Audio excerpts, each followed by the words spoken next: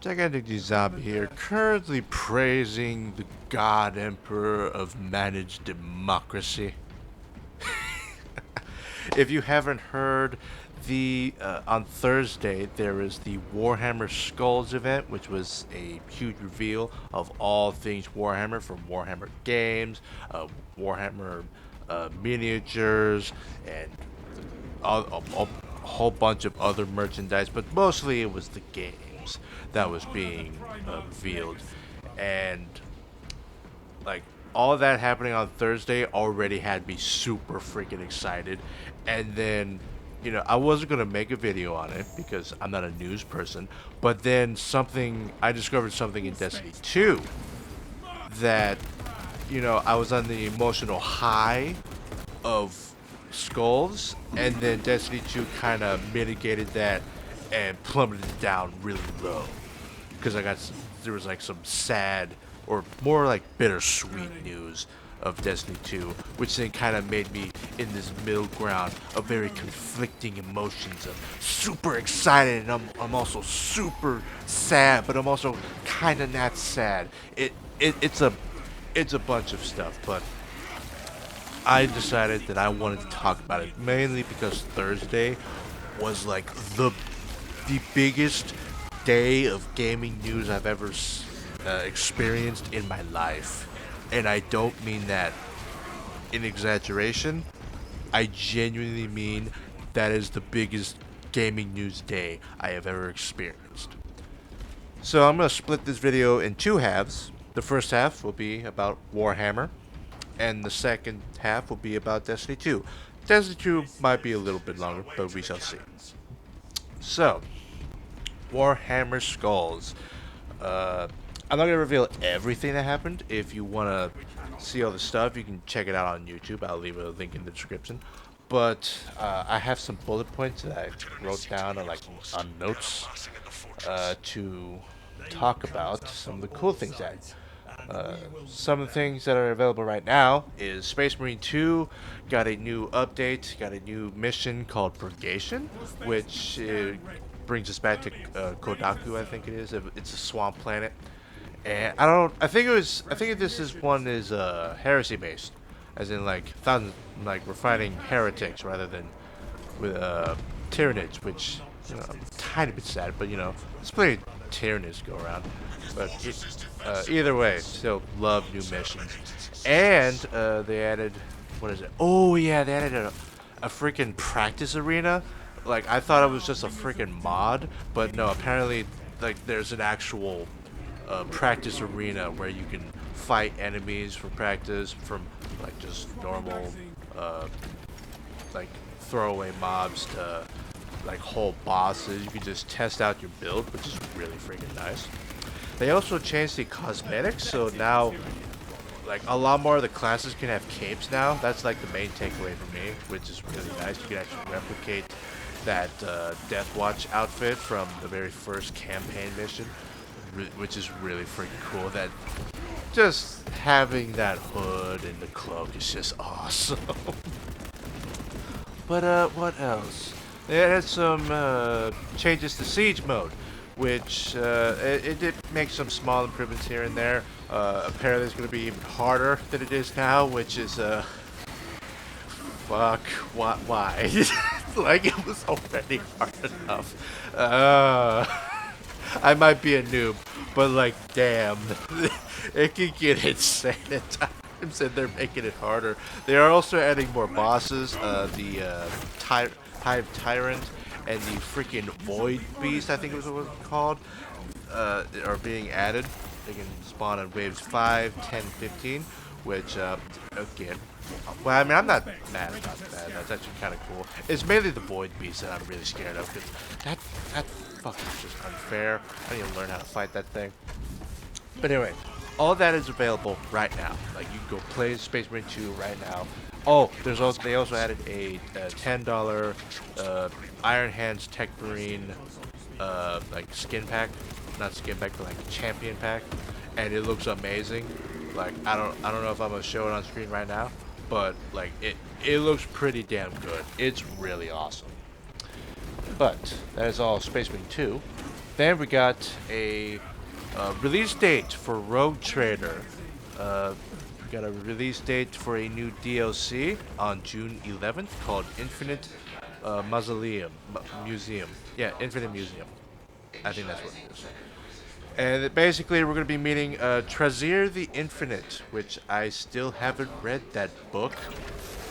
But yet, every time they add a freaking DLC to that game, I'm thinking, damn, like, I haven't beaten the game yet. I'm like near the end of the game, and there's already like 3 DLCs, like the third one being this new one. I'm like, damn it, I still haven't beaten the game.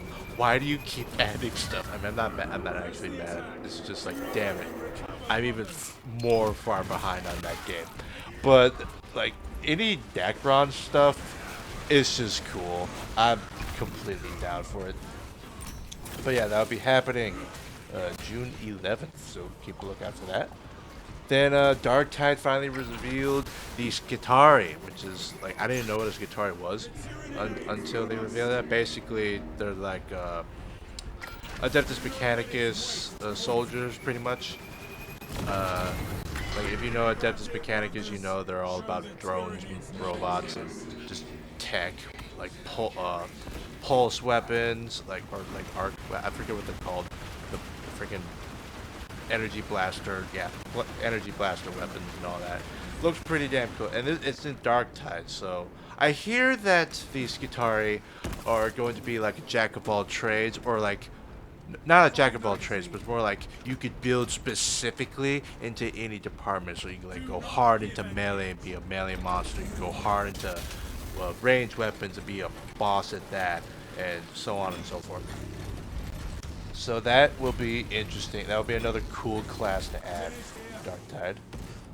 Then Bolt Gun 2, a sequel to Bolt Gun 1, which if you don't know what Bolt Gun, if you somehow don't know what Bolt Gun 1 is, it is a, what was the term?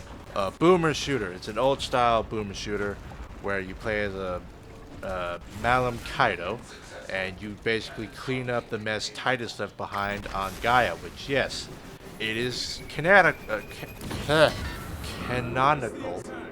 to that story. And he, in fact, goes there right after the events of Space Marine 1. I don't know the details of Bolt Gun 2 specifically, but all I do know is that they're adding another character you can play as, a battle sister who is voiced by Eleanor Pierce. And if you've watched my damn Dispatch series, you will know. I may be a fan of, you know, I may be a fan of, tieflings. I'm a fan, you know, just a casual fan. but yeah, she is voicing the battle sister named, what's her name? Nira Verath. So, and they're both gonna have different weapons too. Like Malum Kaido is gonna have his weapons with bolt guns, like the same stuff he had in the first game, and more.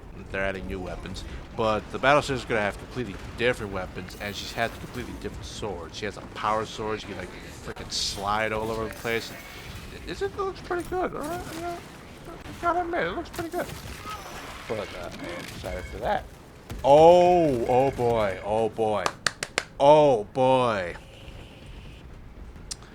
Okay, so thing is, when I was looking at this event, I was at work, so I was doing my job, like occasionally looking at the screen, listening to the music playing, and you know I'm seeing like on their computer screen, a green computer screen, it's showing about the threat level, blah blah blah blah, whatever. And then I hear the iconic, in a Warhammer event, I hear the iconic Helldivers 2 theme song, and it says Hellpods Primed, and I physically flinched backwards at work thinking, oh my god, they're actually doing it. There is a Helldivers 2 and Warhammer 40k crossover happening. They are making a legendary warbond similar to the Halo. I forget what it was called. ODST, yeah, ODST, the Halo ODST legendary warbond, which, oh my god, I did not think the Mad Lads were doing it, and you have to understand how perfect this timing was, because just before I saw this, I was looking at freaking fan animations of Hell Marines on YouTube, and I kept looking at them, and I started making a Hell Marine and Space Marine 2, and I thought, you know, maybe I should make a video of like me playing Helldivers 2 and then make a cool transition into Space Marine 2 as my own personal Hell Marine. And oh my god, they're actually making an official legendary war mod. Like, this was just a mod called Hell Marines, and now they're making it a real thing. Holy fuck. They don't have a release date, but they're working on it. That's all they said. But the fact that the Mad Lads got the thumbs up is already crazy enough to me. It's amazing. It is so freaking cool that they're actually doing it. And also that explains the freaking intro earlier. Freaking the praising the holy emperor of managed democracy. I can't wait. I cannot wait. And you know damn well that now that they're doing that, I have to make that video now. So I don't know if I'm gonna manage to do that this weekend, but I have to work on making that video.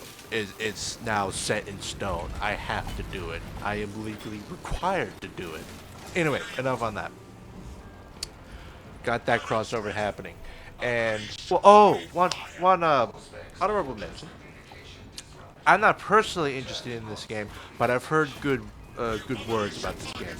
So there is Mechanicus 1, which is like that's been out, but I hear good things about it. Like, it is a strategy game where I think you can play as the Adeptus Mechanicus or the Necrons. They're like kind of fighting each other for control of the planet, and that seems to be the case in Mechanicus 2. It's just, I think, Mechanicus 1, but better. I can't give much more detail on that because I haven't played the game myself, but I mention it because Mechanicus 2 is out right now on, I assume, Steam and PS5. I don't know if Xbox got the love too, but I'm going to assume they have because I don't see why it would just be PC and PlayStation. But yeah, Mechanicus 2 is out right now, so if you're excited for it, go check it out. Go check that shit out. But yeah, that is all of the Warhammer 40k news. I am really excited for that freaking Helldivers 1. That got my blood pumping real good. Like, oh man. Oh man, I'm really excited for that one. So this is going to be the part of the video that is a lot more sad, and in my eyes, in total, this news is bittersweet. So, a bit of context, because this channel does not feature a lot of Destiny 2 content. I think there's a total of 2 videos of, like, there may be a little bit more than that from, like, my past of showing cutscenes, but there's, like, 2 main videos of me playing Destiny 2. There's the one video of me getting the red Kyber crystal, and another video of me playing the Renegade's dungeon with Hulk and Jason for the very first time, our blind run of it. You can check those videos out. I actually love those 2 videos. They were really awesome. But this is the bittersweet news. So for those who do not know, and I was one of these people who did not know, I discovered this after work. Destiny 2 on June 9th will be receiving its last update. Yeah, it'll be receiving its final update before ceasing all support for Destiny 2. Now, when I say that, that simply means that they are not going to add any more expansion seasons, new missions, or any sort of update at all. Like, all of the new stuff, it stopped. That's just the end of the line. That after that, Destiny 2 as a game is where it's at. That does not mean that the servers are being shut down as far as we know. That just means they're going to keep supporting the servers. You can still play the game and all of its DLC. Alright, so it's not dead. Like, you'll see a lot of videos out there saying that it's dead. It's not dead. I mean, this might be some version of dead, but like, when I think of a dead game, I think of like freaking Evolve, freaking Concord. Yes, I know that's a fucking meme. Freaking what's the other game that recently came out? Something Guard. I freaking forgot the name of it. But like, games that you can't play anymore, or games that just have no one playing it. That's like an actual dead game. Destiny 2 might be some version of dead because it's not getting support, but it's not dead yet. Now, I will. The reason why I say it's bittersweet is for two reasons specifically. One, in this final update, they're actually adding a lot of. Well, okay, I say a lot. It's like a few really cool things. Like, they're adding some really cool stuff. I was worried that I was gonna die in a whimper, because that's kind of what it seemed like when I discovered this. But then I looked at the update in their TWID, and it's actually a much bigger bang than I thought. You know, there's some pretty cool stuff being added, and I will quickly gloss over, or not gloss over, but I will quickly go over it real quick. So for those who hated the portal menu, which is basically everyone, they are adding the old director back, so thank God they are adding that back. But they're keeping the portal, like the portal missions, the missions that give you extra rewards, but they're adding a different way you can see them, which is nice. But they're adding the old director back. It's looking good. Another really cool addition that I am specifically really happy about. Honestly, everyone's going to be happy about it. But they are bringing back Pantheon. They're calling it Pantheon 2.0. And in this Pantheon, they are bringing back all of the Leviathan raids. Or at least 3 of them, from what I can tell. That being the first Leviathan raid, the Leviathan, Eater of Worlds, and Crown of Sorrow. They're adding at least those 3. I don't know if they're adding Spire of the Stars or not, but they are adding those 3, which are really freaking cool. I am really curious to see what they do with those raids, if they're going to revamp the old weapons, because those were Year 1 raids. And if you know anything about Year 1, there were no random rolls, so once you got the gun and the roll on it, which was both pretty cool and really boring, in retrospect.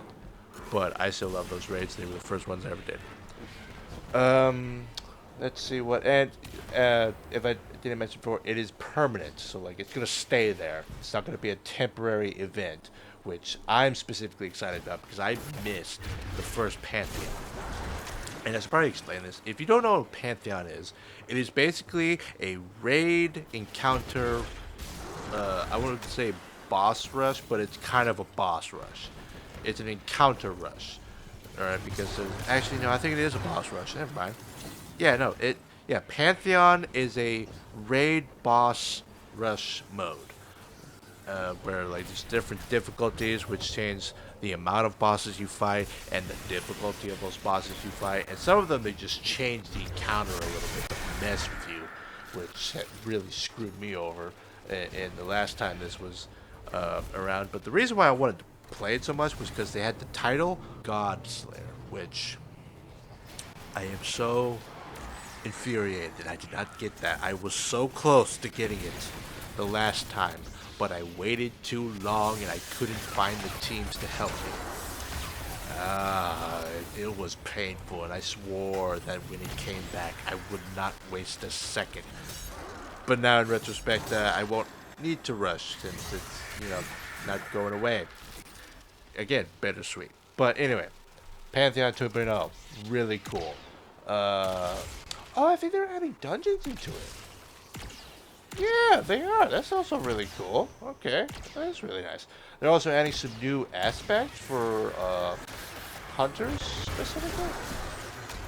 Yeah, it's just hunters. Weird. Yeah, but they're adding some new. Oh no! They're adding aspects for all 3 classes. Yeah, so adding new aspects, new hunter melee, new grenades, and new class abilities. Also, the other big thing for their update is they're finally adding sparrow racing. It took to this point.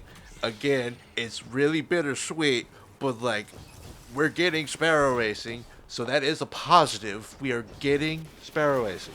It is a thing now. It is not a fabrication of dreams and nostalgia. It is a thing that is happening.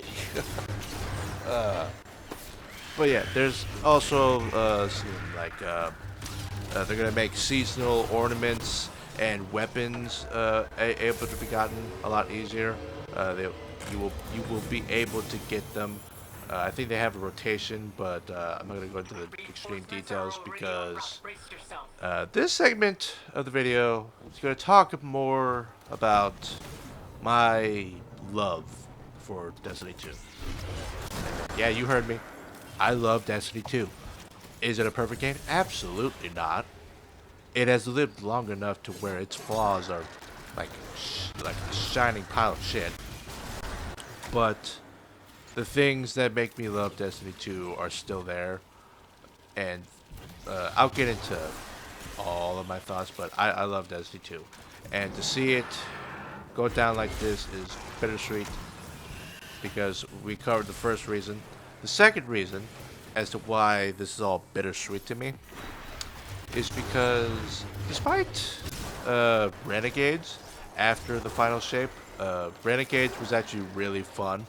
I honestly loved every part of Renegades. From the campaign, from the weapons you got, the armor you got from the dungeon, like everything you got, the new mode, like everything in Renegades was fun, and I loved it. Alright, they did their Star Wars adaptation really well. But yeah, everything of Renegades was really awesome. Edge of Fate can go kiss my ass. That is as far as I'll get into that. Edge of Fate can kiss my ass. Yep, that is my official verdict. But as far as endings go, a pretty decent amount of the community agrees that if Destiny 2 just ended at the final shape, it would have been the perfect ending. That was the perfect ending for the 10-long journey of the Light and Darkness saga. And it was the perfect defeat of the big bad, the witness, the orchestrator of all the bad things that happened during the entire Destiny story. I think it's important for me to just quickly describe my journey through Destiny 2 just so that you understand what kind so you can understand my perspective on things and why I was so hooked on the game. Well, mostly the journey of me being hooked on the game, and then when I started to fall off the game, just so you understand how I felt when I saw this piece of news come out. So, back, I think it was even before 2017 when the game released, where I tried out the Destiny 2 beta, and I'm still, to this day, after even going flawless in trials twice, I still don't like the freaking Crucible. I still don't like the Crucible that much.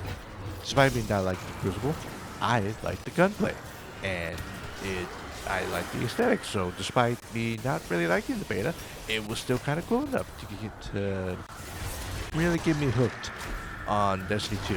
And when it came out, I eventually decided after seeing the cinematic trailer that, yeah, you know what, I'll try the game out, because I never played Destiny 1, but apparently that was like a legendary game, so I might as well play its sequel, right? It must be good.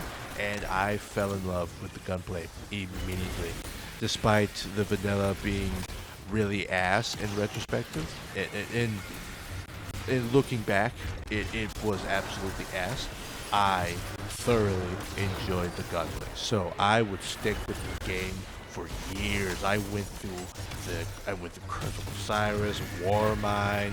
I dragged, well, I wouldn't say dragged because I was still having a blast and strikes in those two DLCs. Then I went through Forsaken, and that was pretty fun. I have my, yeah, it was fun. I have my views on the story, but it was fun. And I went through Shadowkeep. Wasn't that great, but I was still in it. I went through all the DLCs, and I think it was up until Witch Queen. It was after Witch Queen, which, by the way, Witch Queen is an amazing expansion. I love that one. But afterwards, after playing the seasons and getting through all that, that was when I really started to feel the fatigue of playing Destiny 2 almost every day, because I had been playing the game for 5 years at that point. Like 5 years of playing the same exact game. Alright? And when I say getting fatigued of playing Destiny 2, I mean like I was getting to the point where every new mission that came out, I would just know immediately the blueprint that they were making for the mission, and I would just do it immediately. And I'm like, yep, kind of the same, thing, different taste, but different way of doing it. But overall, same mission, same thing. But after the seasons of Witch Queen, we've got into Lightfall, and that one kind of stung a bit. That's when I really started taking breaks, because I still like the story a bit, but like when I went through the story and I experienced the ending, Lightfall is supposed to be that expansion where you lose and you're like, oh shit, what the hell do we do now? And I did feel that. I was like, oh shit, what the hell do we do now? But when you really look at that story, that question of what the hell is the Veil? What is the Veil? It seems to be really important, but I still don't know what it is. And hell, even now, after the final shape, I'm still not 100% sure what it is. So they really fucked up with that damn Veil plot, or the lack thereof Veil plot. But yeah, that story, I still liked it, but it definitely wasn't perfect. It was not the Witch Queen story. And then the area, I wasn't a big fan of either. I wasn't a fan of Neomuna as much as everyone else. I was a big fan of Strand when it came out. Alright, I love Strand. I love basically being Spider-Man across the freaking neon light city. That was pretty damn cool. But after Lightfall, after going through that, I don't know if there's any seasons. Oh yeah, there were seasons after that. Were there seasons after that? Yeah, this is how bad it was, because I'm barely remembering if there were seasons after Nightfall. There was, because I remember seasons of the Plunder and Rise of Iron. Right? Yes, Rise of Iron. That did happen between Nightfall and Final Shape. But yeah. Anyway, after Lightfall, that was when I really started to shift, and I started to step away from Destiny 2 and play other games, because I seem to be playing too much of Destiny 2. Like, this would be the 6th year, oh my god, 6th year of me playing Destiny 2, and I need to step away and actually play some other games. And that was when I started taking like months long breaks and playing other games. And then the Final Shape came out, and of course I was going to experience the ending of the Light and Darkness saga, and man, it was a great freaking ending to the Light and Darkness saga. I was really worried when they brought Cade back, but man, I will admit, they handled that perfectly. They brought him back in a very fair way. They let him go in a very respectable way, and it just recontextualizes everything. It just makes it feel really good. Like, that ending was just really good, both in the base story and then having the raid being like the first strike towards the big bad, and then you have the final mission where everyone gathers together, and you have your first 12-man official 12-man mission to beat the big bad at long last, and it just felt really good. All right, but after that, that's when I like barely played Destiny 2 anymore. Like honestly, barely played it, and that's when I started like stepping away from all the videos, stepping away from all the news, and then Edge of Fate. I didn't even play Edge of Fate when it came out because I was just looking at trailers and I was like, I don't care for what they're adding. Like the place doesn't look cool. They don't look. It doesn't look like they're adding new abilities. The guns look kind of like nothing. Nothing's really screaming at me to come back. And then Renegades came out, and I was like, Star Wars and Destiny 2. That sounds freaking perfect. And I was like freaking surprised when they added the freaking lightsaber. I was not expecting them to add a lightsaber. I didn't think that was legal, but apparently they made it legal, and we have the lightsaber, aka the Praxic blade, in Destiny 2, and I loved Renegades. Like I came back actually I came back, dragged myself through Edge of Fate because I wanted to know the context of like the Nine being the big bad and all that, and oh god, I hated Edge of Fate. I think that's my most hated expansion out of all of them. That was the only story where I went through it and I was like, I want to shoot myself in the head right now. That was the worst fucking campaign I went through. I would have rather went through the Red War. I would have rather went through Curse of Osiris than Edge of Fate. Good lord, it was bad. Anyway, I dragged myself through Edge of Fate just so I could play Renegades, and it was so much fun. It was really damn fun. But after my high of playing Edge of Fate, not Edge of Fate, not a high, the high of playing Renegades, after that, I just fell off again, you know? And that's like more recent times. Like I played other games, started getting into Warhammer on and off, just playing other games and being flooded with games to play. Like I really went out of my way to fix my problem of expanding my arsenal of games. I have so many games to play now. There's so many. Maybe if I took a break sooner in Destiny 2, I would have caught up with this backlog of games. But good lord, I have so many. But yeah, then we come to where we are now, where like I just didn't engage with the news enough, and then we're here where Destiny 2 is getting its final update. It's just ending its support. And you could imagine my surprise when I hear where I'm basically ignoring the news and like I'm expecting, oh, Destiny 2 is just gonna get another season or expansion at some point. You know that supposed Shadow and Order season's eventually gonna come out. They're eventually gonna squeeze it out, and it'll be its own cool thing. And then suddenly, nope, it's getting its final update. Yeah, that hit really hard. The three things that kept me playing for just about six consecutive years of the same game were three things. One was the gunplay, two, the world, and three, being the biggest one, friends and socializing with people. And whenever that wasn't happening, the other two kept me going until the third thing came back.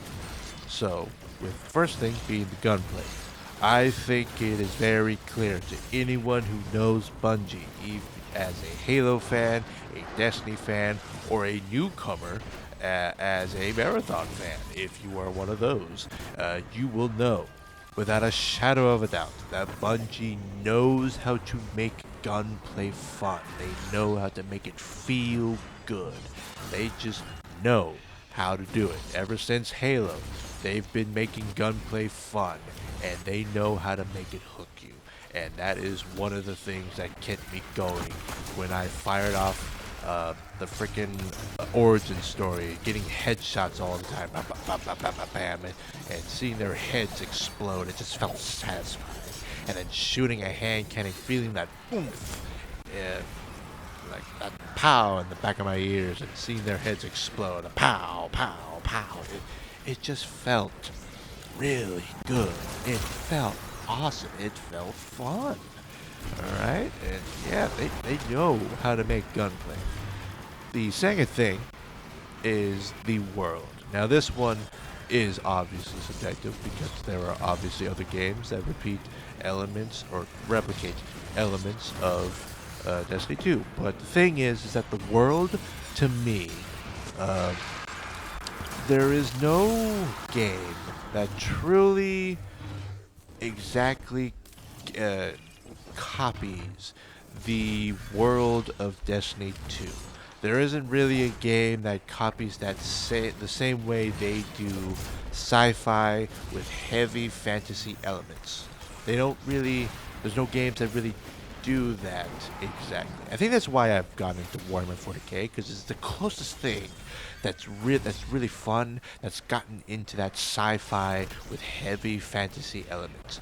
But even that is like an entirely different thing compared to Destiny 2. Like there is a feeling in Destiny 2 that just isn't quite the same with other games, and I think that's mostly just me being nostalgic. You know, like I've been playing the game for 6 years. I've grown attached to the designs that they make in these games, uh, like from the armors they make and the stories they tell, and how your light and darkness powers are displayed. It's just really Destiny 2. Like you know Destiny 2 when you see it. All right, you don't really confuse it with any other game, really. Like you see a Hive Knight, you know it's a Hive Knight. You don't really confuse it with the what are they called? The Flood from Halo, or when you look at the Fallen, despite them being very similar to the Covenant, you know for a fact that they're not the Covenant. You know they are the Fallen, the Elixir, and the Cabal. Well, that one you can compare to others, but even then, the Cabal are still iconic in their own way, both from Destiny 1 and Destiny 2. But the third thing, like after the gunplay in the world, Destiny has always been a very social game. All right, like you could play a lot by yourself. It's not absolutely required for you to have friends, but there are activities such as raids and arguably dungeon. Well, not dungeons. You could solo a dungeon, but raids especially. You will need a fire team, which means you will need to find some people, preferably, preferably find some friends to play the raid with, and I think it was around Shadowkeep when I got into my first clan and really started to form my first relationships, like my first friendships and all that. Uh, I say relationships, it was friendships. There was no romance happening with me of all people. But yeah, the that third point is a really big one because not only was I playing a game that I loved, but I was playing it with people that I liked being around, and this game made friendships that lasted beyond the game. This is where I met Hulk and JSOR, and actually, in reality, Hulk uh, meeting me in Destiny 2 literally just hit me up and said, "Hey, you want to play Red Dead Redemption 2?" And I was like, "Sure, yeah, why not?" And it's like, "Yeah, I also have another friend of mine along, and we literally just went hunting together, and that other friend was JSOR. And because of that encounter, he suggested that I help JSOR go through the Pit of Heresy dungeon, and I remember that day vividly because I was going to the pool with my mom, and once I was out of the pool, we were driving back, and I'm like, I really need to get home because I need to get home before it is time for me to guide this friend of mine, this friend of a friend of mine, through a freaking dungeon. I have been entrusted with this task. I need to do it, and I just remember that day so well because that was one of the few moments where I'm like, Mom, I need to go home. Oh man. Looking back, it's ridiculous. But yeah, this game uh, made some of my first friendships that are still lasting today. Like I'm still with Hulk and Jason today. You gotta realize how impactful the game has been on my life. All right, this game has gotten me through my 13th year, uh, which was a really tough year for me. It was Destiny 2 and Titanfall 2. Gotta love the pair. Uh, those two games that got me through that year. It got me through some tough times, and man, I got so much attached to this game just because it's both a gameplay aspect and a social aspect, like combined into two. So it's like the nostalgia is like double. It's layered with both of those things.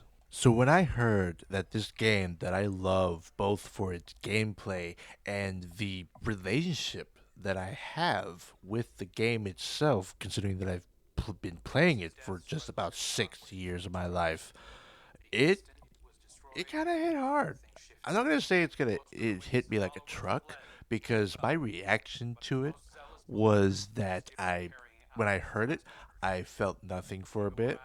I felt like nothing happened, and then the feeling started to sink in. The feeling that, or like the thought that this game is no longer going to be updated. Like it's not going to be a constant that this thing gets new things and that every like once I while I'm playing a game, eventually I'll hear some big Destiny 2 news like, "Oh, new expansion came out, new season came out, new event came out, new weapons came out, new leak happened." There's like no, it's just going to stop. Like the Destiny 2 uh constant in my life is just going to stop. And while I say that, it sounds really sad, and it is, but the more I talk about it, the more I think about it, the more at peace I am with it because I am seeing a saga of my life ending with this game's support ending. And it could be so much worse. Like I said earlier, Final Shape was kind of the perfect ending for the game. So if they stopped it there, it would have been fine. But then they kept going a little bit further, trying to push it further and further. And like Edge of Fate was kind of an example of them doing really horribly. And then Renegades was kind of like that hope that sprang up. And then now we're here.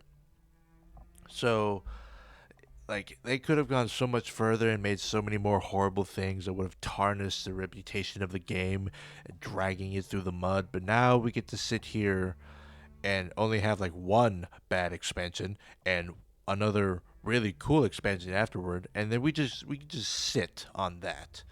And despite having those two expansions out, we can really think of the final shape as the true ending of the game. All that being said, uh, people on the internet are already trying to rally a last push for June 9th, the last update.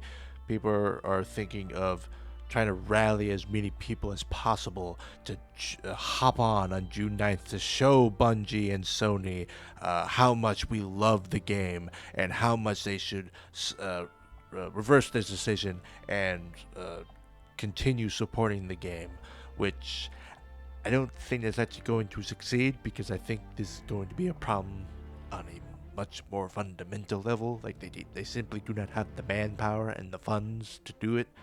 In fact, kind of more detrimental news. There's already like rumors that they are planning layoffs because of ending support for this game. So it does still sting a bit, it still stings a bit, but I personally will be joining on June 9th, just as the last big bang of Destiny 2. I will join.